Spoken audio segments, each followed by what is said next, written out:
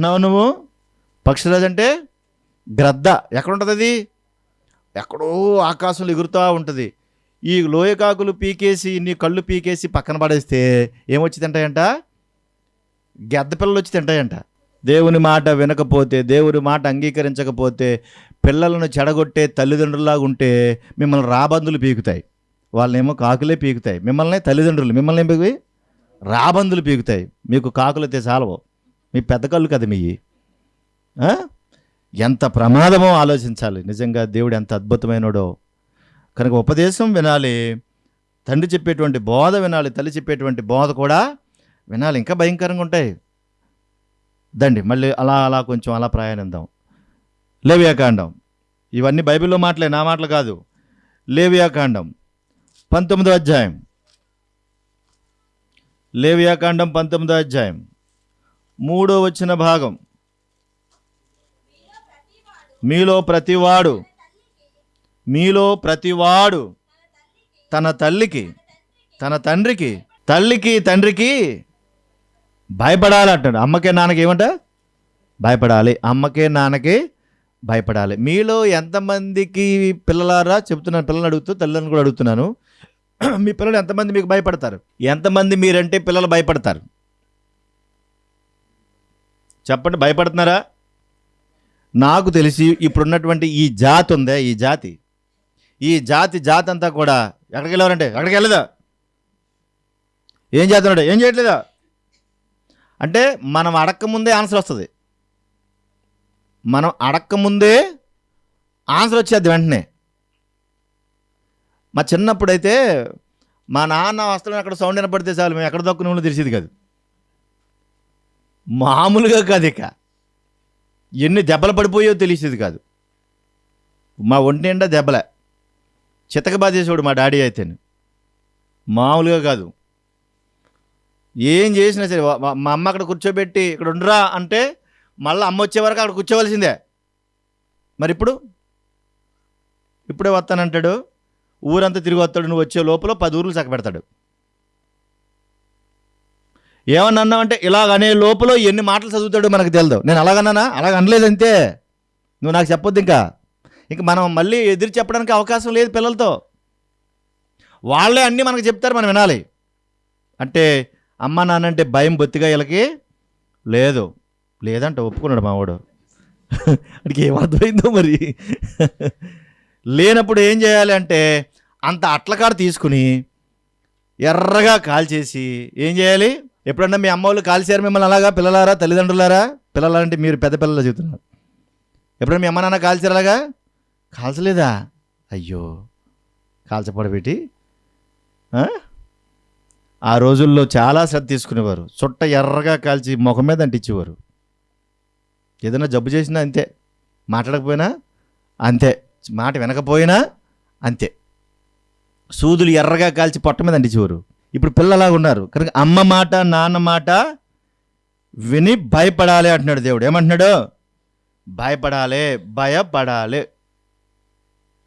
ఒకవేళ అలా భయపడకుండా ఉండి ఇంకా భయంకరంగా ఉంటే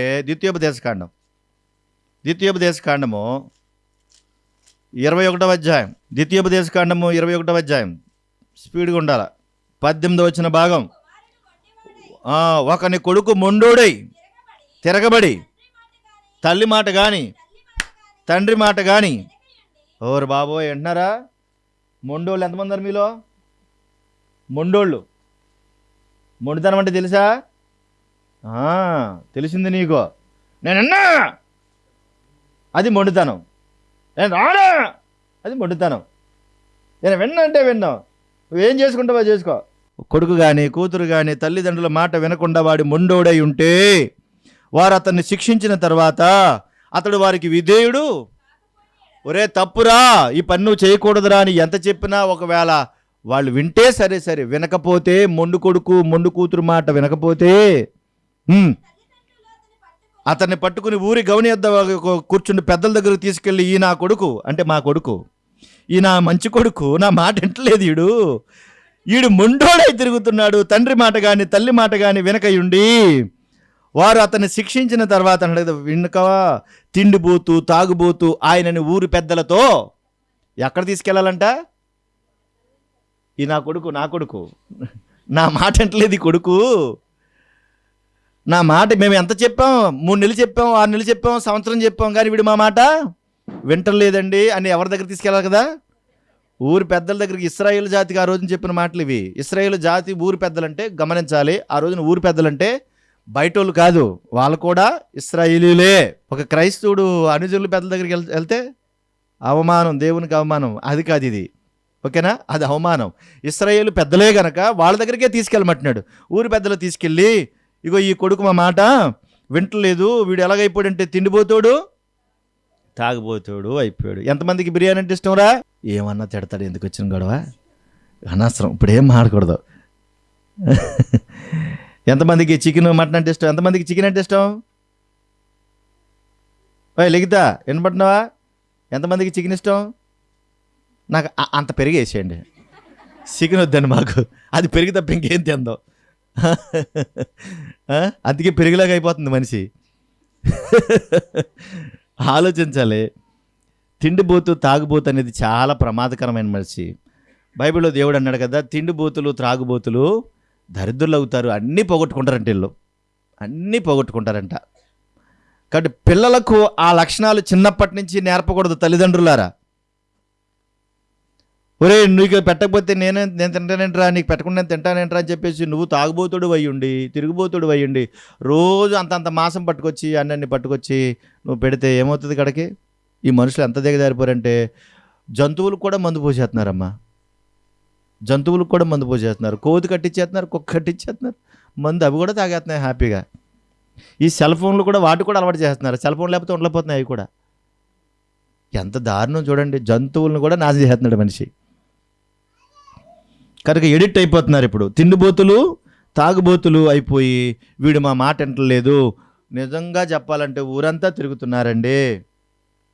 ఎంతమంది సెల్ ఫోన్ ఆన్ చేయకుండా ఉంటారు రోజు వీళ్ళు పిల్లలు? తల్లిదండ్రులారా, సెల్ ఫోన్లకు ఎడిక్ట్ అయిపోయారట ఇప్పుడు పిల్లలందరూ.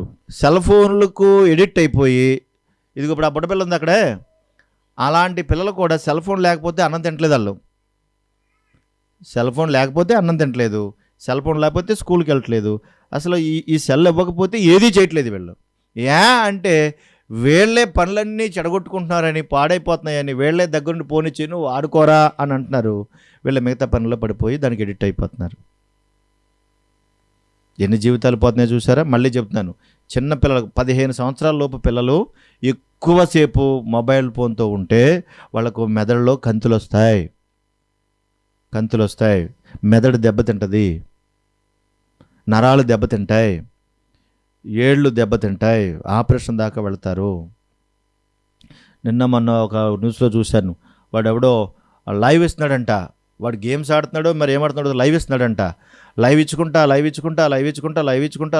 అలాగే చచ్చిపోయాడు. కుర్రుడే అలాగే చచ్చిపోయాడు. వాడు లైవ్ ఇచ్చుకుంటూ అలాగే చచ్చిపోయాడు.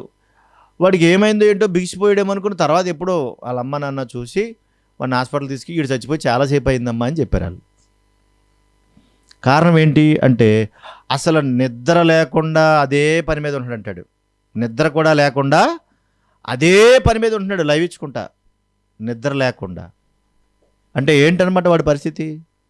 నిద్ర మానేసి, తిండి మానేసి, 24 గంటల ఫోన్లోను ఆటల్లోనూ బయటికి వెళ్ళిపోయి, చదువు సంధ్య మానేసి, సరైనటువంటి ఆరోగ్యం లేకుండా చెడిపోతే పిల్లలు అంత భయంకరంగా చూసారా?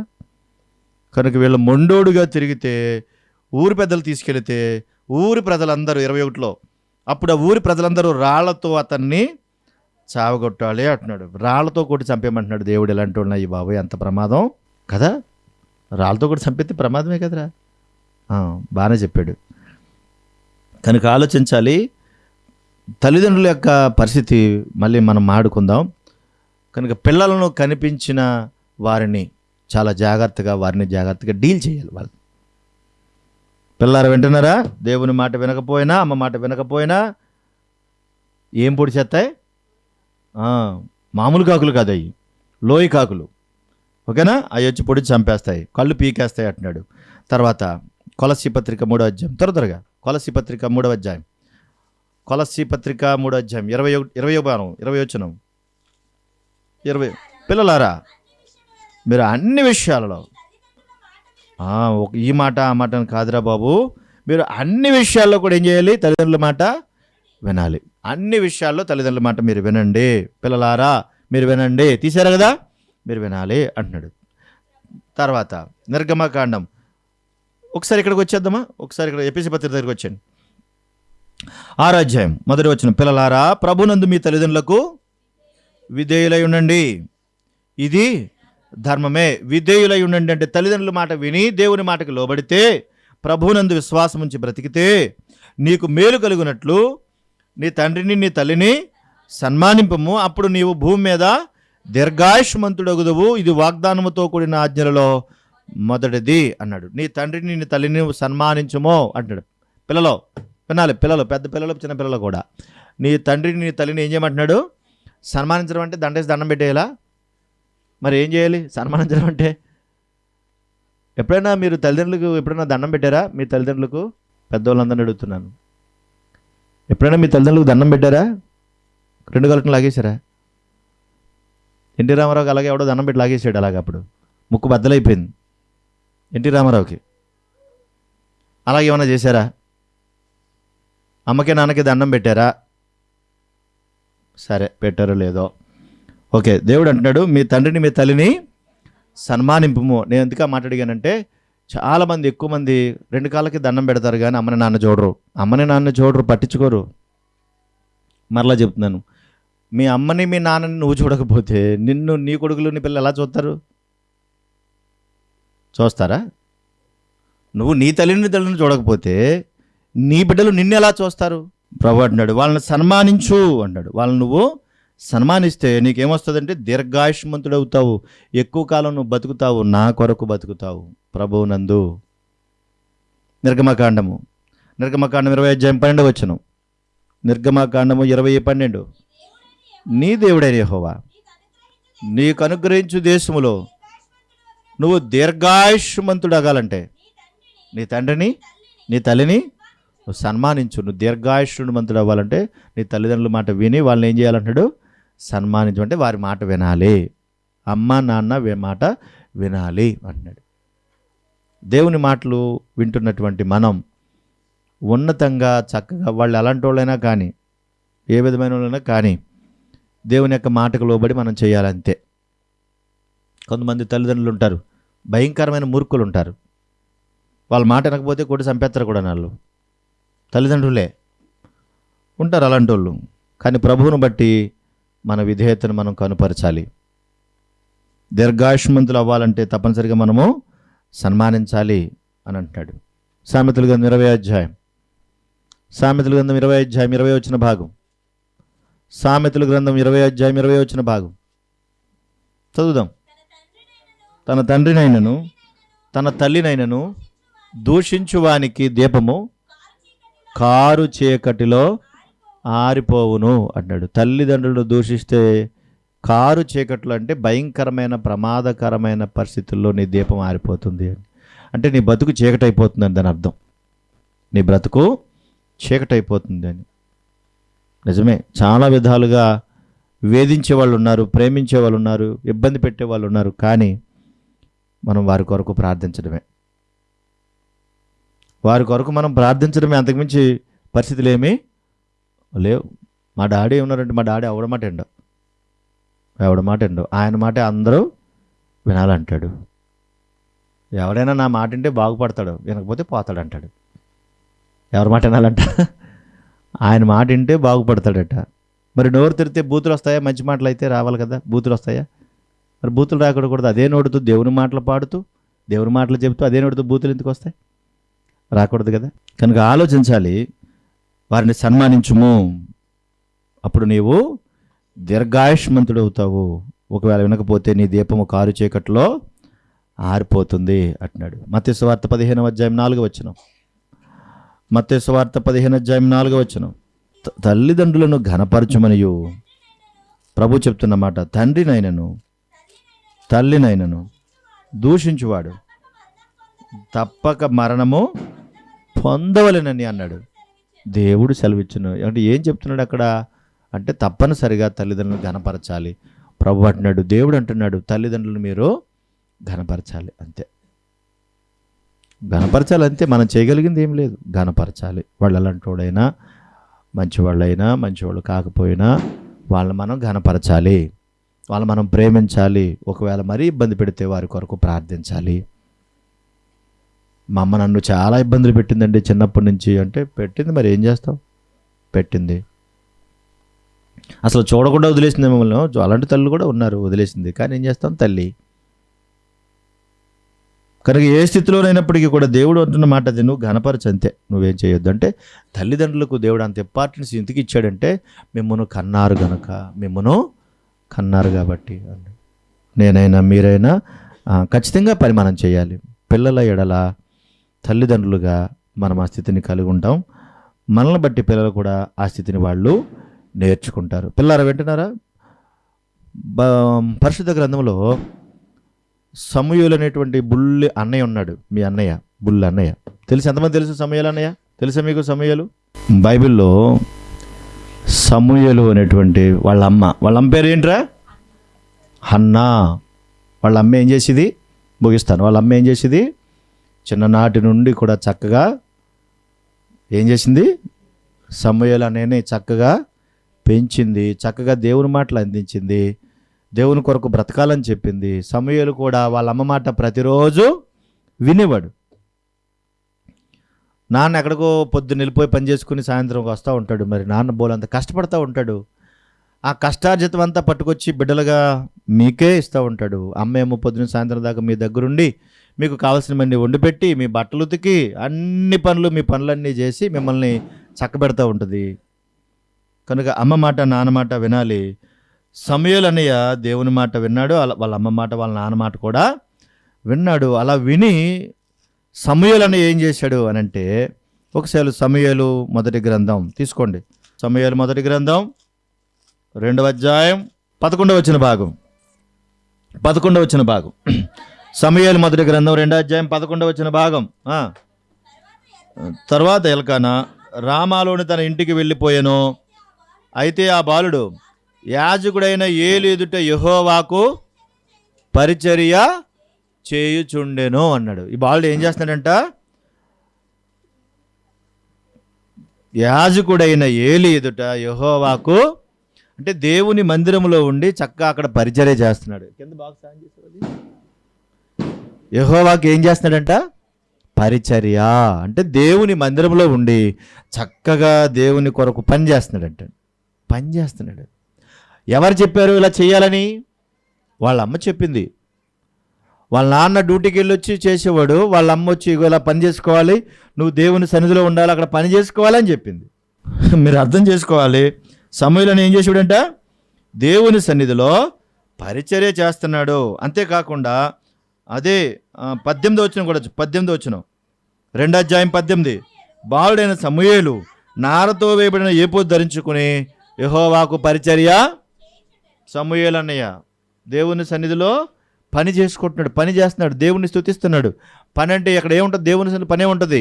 అక్కడ ఉన్న బరకాలన్నీ తీయడం, శుభ్రంగా తొడవడం, ఎక్కడ ఏ ధూళి ఏం కనపడకుండా చేసుకోవటం, వచ్చిన వాళ్ళందరినీ మర్యాదగా లోపలికి తీసుకుని రావటం, ఎవరైనా లేవలేని పరిస్థితిలో ఉంటే వాళ్ళని చూడడం, పిల్లలారా, పెద్దవాళ్ళారా, పెద్ద పిల్లలారా, అది పరిచర్య. అవన్నీ చేయడం చక్కగా, అన్ని పనుల్లో కూడా సిద్ధంగా ఉంటున్నారు వాళ్ళు. చేసుకోవాలి అలా దేవుని సన్నిధిలో. నాకు పట్టినట్టుగా కాదు, అక్కడ దేవుని సన్నిధిలో ఇది నా దేవుని సన్నిధి, ఇది నా దేవుని పని అని పూనుకుని కష్టపడి ప్రయాసపడి మనం చేసుకుంటే పిల్లలు కూడా అది అబ్బుతుంది. ఇంకా 21, 2వ అధ్యాయం 21 మొదటి సమూయేలు గ్రంథం. ఆమె 3 పిల్లలను కన్నది. అయితే బాలుడగు సమూయేలు యెహోవా సన్నిధిని ఉండి ఎదుగుచుండును. మరలా జ్ఞాపకం చేస్తున్నాను, తల్లిదండ్రులైన పిల్లలారా, దేవుని సన్నిధిలో లేకుండా బయట గనక పిల్లలు పెరిగితే వారి జీవితాలు పాడైపోయినట్టే లెక్క. దేవునికి సన్నిధికి దూరమైనటువంటి బిడ్డల పరిస్థితులు చూడండి ఒకసారి. మన కళ్ళ ముందు వాళ్ళు కనబడుతున్నారు, వాళ్ళు ఎలా ఉన్నారో చూడండి, మీకు తెలుస్తుంది. దేవుని సన్నిధిలో ఉన్న బిడ్డలు దేవుని వాక్యం చేత వాళ్ళు పట్టబడతారు గనక నేర్చుకుంటారు, భయభక్తులతో ఉంటారు, జాగ్రత్త కలిగి భయపడతారు. కానీ దేవుని సన్నిధికి దూరం అయ్యారంటే ఇక వారిని ఎవరూ కాపాడలేరు. లోకం బాగా అలవాటు అయిపోద్ది వాళ్ళకి. కనుక జాగ్రత్త సుమా. వాళ్ళు యెహోవా సన్నిధి నుండి బాలుడైన సమూయేలు ఎదుగుచుండెను అనుంది అక్కడ. 26 బాలుడగు సమూయేలు ఇంకను ఎదుగుచు యెహోవా దయందు మనుషుల దయందు వర్ధిల్లుచుండెను. చేస్తుంది గట్టిగా చేస్తుంది ఆడావిడి. యెహోవా సన్నిధిలో ఉండి యెహోవా దయందు అంటే దేవుని దయందు మనుషుల దయందు కూడా వర్ధిల్లుచుండెను. సమూయేలు ఎక్కడున్నాడు? దేవుని సన్నిధిలో ఉండి పరిచర్య చేసుకుని చక్కగా బతుకుతున్నాడు. ఇటు మనుషుల దయందులు వర్ధిల్లుతున్నాడు, అటు దేవుని దయందు కూడా వర్ధిల్లుతున్నాడు. చూసారా, వీళ్ళు దేవుని సన్నిధిలో ఉన్నప్పుడు ఇవన్నీ అలవాటు అవుతాయి. ఒకవేళ దేవుని సన్నిధి ఇది లేకపోతే ఇతరుల మనుషుల పట్ల కూడా ప్రేమ ఉండదు, వీళ్ళకి గౌరవం ఉండదు. కనుక ఇతర మనుషులు కూడా వీళ్ళని దూషిస్తూ ఉంటారు. వీళ్ళకి ఎక్కడా కూడా మంచి ఆలోచనలు మంచి పనులు ఏమి ఉండవు. వీళ్ళకి ఇతరుల పట్ల కూడా అంటే ఈ బయట ఉన్నటువంటి వారి పట్ల కూడా గౌరవభావం ఉండాలి, వారిని కూడా ప్రేమించే మంచి మనసు ఉండాలి. మనుషుల దయలో ఎదగాలని దేవుడు ఎందుకు అంటున్నాడంటే మనం ఎవరి మధ్యలో బతుకుతున్నాం? మనుషుల మధ్యలోనే కదా. నేను ఎవరితోనో కలవనండి, నేను ఎవరితోనో మాట్లాడనండి అంటే కుదరదు. మనుషుల మధ్యలో బతుకుతున్నాం కనుక ప్రభు యొక్క ప్రేమ, ప్రభు యొక్క మంచి గుణాలు సుగుణాలన్నీ నువ్వు వాళ్ళకి కనుపరచాలి, చూపించగలగాలి, అలా మాట్లాడగలగాలి. ఇక్కడి నుంచి వెళ్తాను, తలుపేసుకుంటాను, ఇంకెవరితోనో మాట్లాడను, మళ్ళీ తలుపు తీస్తానంటే ఎట్లా? పొద్దున్న లెగిస్తే మరలా ఆ మనుషుల మధ్యలోనే మనం బతుకుతున్నాం కదా. ఒక్కోసారి చాలా కోపాలు వస్తూ ఉంటాయి, కానీ ఏం చేస్తాం, తప్పదు. కనుక వాళ్ళ మధ్యలో బతుకుతున్నాం కనుక సమూయేలు మనుషుల దయందును దేవుని దయందును కూడా వర్ధిల్చున్నాడు. మన ప్రభు దగ్గరికి వద్దాం. లోకాసు వార్త 2వ అధ్యాయం. లోకాసు వార్త 2వ అధ్యాయం. లోకాసు వార్త 2వ అధ్యాయం 51వ వచన భాగం. 51వ వచన భాగం. అంతటా వారితో కూడా బయలుదేరి నజరేతునకు వచ్చి వారికి లోబడి ఉండేను అన్నాడు. చూసారు, యేసుక్రీస్తు ప్రభువారు కూడా తల్లిదండ్రులకు ఏం చేశాడు? ఆయన లోబడి ఉండెను అంటే లోబడ్డాడు. మన ప్రభువు కూడా ఆయన మాట వింటున్నారు, తల్లిదండ్రుల మాట వింటున్నాడు ఆయన చక్కగా. అంతేకాకుండా ఆయన తల్లి ఈ సంగతులన్నింటినీ తన హృదయంలో భద్రము చేసుకుందును. యేసు జ్ఞానమందు వయస్సునందు దేవుని దయందు మనుషుల దయందు వర్ధిల్లుచుండెను. బాగా గుర్తుపెట్టుకోవాలి. ఈ మూడు లక్షణాలు కూడా మనకు కూడా చాలా అవసరం, మన పిల్లలకి మనకి కూడా. యేసు జ్ఞానమందును అన్నాడంటే జ్ఞానమందు వర్ధిల్లాలి ఖచ్చితంగా. కనుక జ్ఞానాన్ని నేర్పించాలి పిల్లలకి. కొంతమంది ఉంటారు రకరకాల ప్రశ్నలు వేస్తూ ఉంటారు. వాళ్ళు ప్రశ్నలు వేసినప్పుడు సరైనటువంటి సమాధానం చెప్పాలి వాళ్ళకి. వరమే ఇంకేం తెలుదావు, పిచ్చపిచ్చగా మాట్లాడతామేంటి రా అంటారు. మనం వాడికి ఏం అర్థం కాదు. వింటున్నారా? వాళ్ళు ఏదన్నా ఒక ప్రశ్న వేసినప్పుడు దానికి సరైనటువంటి సమాధానం నువ్వు చెప్పగలగాలి. ఒకవేళ నీకు తెలియకపోతే తెలిసిన వాళ్ళని అడిగి తెలుసుకుంటాను, చెప్తాను రా బాబు నీకని చెప్పాలి.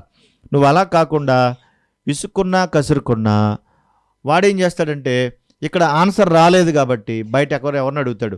ఏ పనికిమాలిన ఆన్సర్ చెప్పాడు అనుకోండి, వాడి మనసులోకి ఏం వెళ్ళిపోద్ది? అదే అనుకుంటాడు, నీకు చెప్పడిక. అది అనుకుని నమ్ముతాడు, దాన్ని ఫాలో అయిపోతాడు, వాడి జీవితం నాశనం అయిపోద్ది. కనుక తెలివైనటువంటి పిల్లల తెలివిలేని పిల్లల వాళ్ళు ఎలా ఉన్నారు, వాళ్ళ ఆలోచనలు ఏంటి, వాళ్ళ యొక్క ఉద్దేశాలు ఏంటి, వాడు జ్ఞానవంతుడా కాదా, వాడు ఎంతవరకు ప్రయోజకుడిగా ఉన్నాడని గమనించాల్సిన బాధ్యత తల్లిదండ్రులుగా మనకుంది. వాడి ఇష్టం ఏంటి, వాడి ఇష్టం కానిది ఏంటి, వాడి యొక్క గుణాలు ఏమున్నాయనేది తెలుసుకుని వాడు జ్ఞానమందు అభివృద్ధి పొందేటట్టుగా మనం అభివృద్ధి పొందాలి, వారిని కూడా అభివృద్ధి పొందేటట్టుగా చూసుకోవాలి. తర్వాత దేవుని దయందును, ఇది చాలా ఇంపార్టెంట్.